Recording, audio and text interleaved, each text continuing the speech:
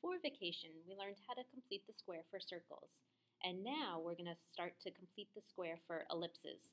The process is really similar, but there are some differences. So let's start by writing the standard form of an ellipse. It's x minus h squared over a squared plus y minus k squared over b squared equals 1. So the main difference between the standard form of a circle and the standard form of an ellipse is that we have denominators and that the equation always equals 1. So we have an example. Let's go ahead and turn the page over to the back, and we'll go through that example step by step.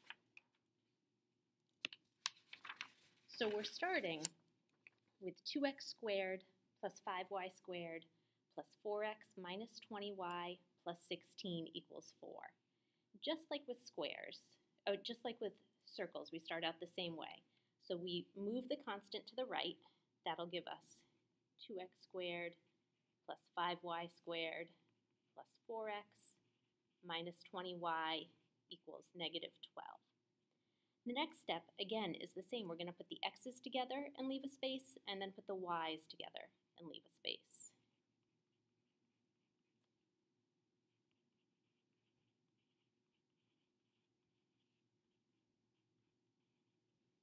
This next step is a little bit different.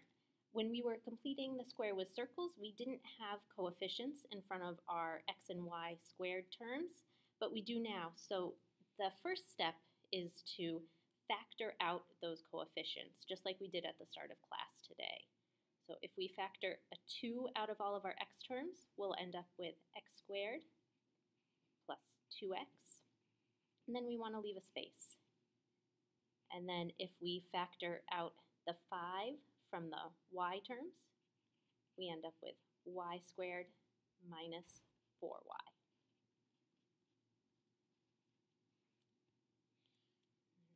So now, I'm sorry, we also need to leave a space here so that we can complete the square, because that is our next step. So the next step is to complete the square for the x's. And remember that we complete the square by taking half of the x term and squaring it.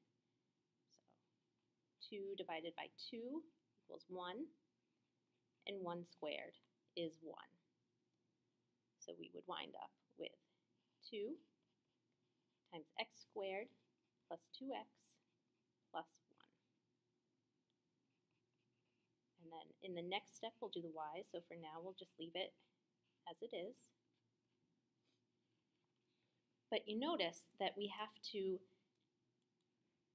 keep the equation balanced. And so in order to keep it balanced, we have to multiply the number that we completed the square with by the number that we factored out. So 2 times 1 is 2.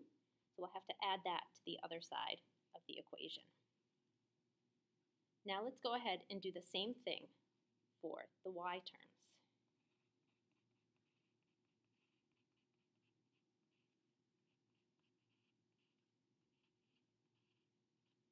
So half of negative 4 is negative 2, and negative 2 squared is 4. So that completes our square. And again, we have to keep our equation balanced. So 4 times 5 is 20. That's why we add 20 to this side. So our next step is to simplify. If we simplify x squared plus 2x plus 1, that's going to give us x plus 1 squared. And if we simplify our y terms, that'll give us y minus 2 squared. And that's all going to equal 10. So finally, our last step is to have the equation equal 1. In order to do that, we're going to divide everything by 10.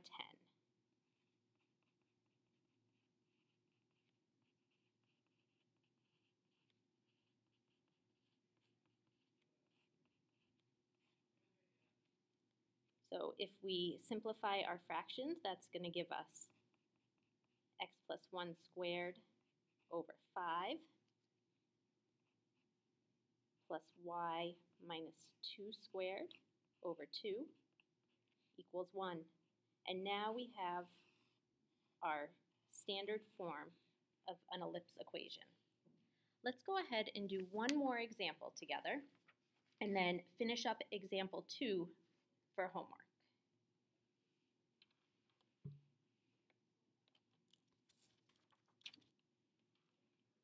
So again, we're going to put all of our constants on the right side, and we're going to group our x's and our y's together.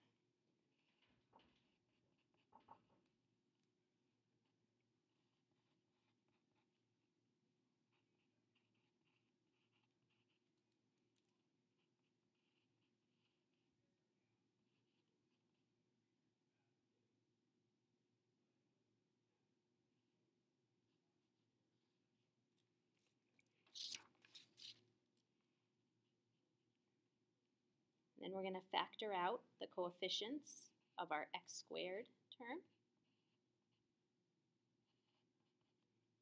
and leave some space, and then do the same for the y squared term.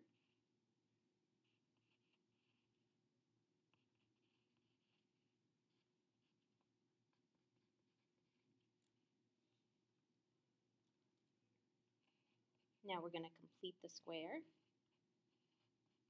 So half of negative 8 is negative 4, and negative 4 squared is 16.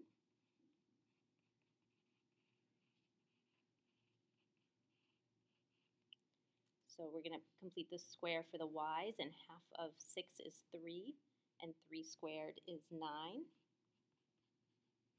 And then the last step is to make sure that we keep the equation balanced. So 25 times 16, and then we have to also add 9 times 36.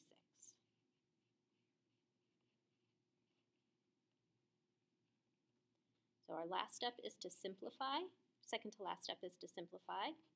So 25 times x minus 4 squared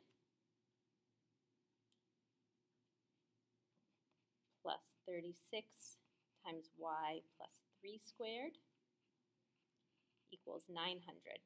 And now for the last step, we want this equation to equal 1, so we have to divide by 900. So our final answer will be x minus 4 squared over 36 plus y plus 3 squared over 25 equals 1. Go ahead and finish up example 2 on your own.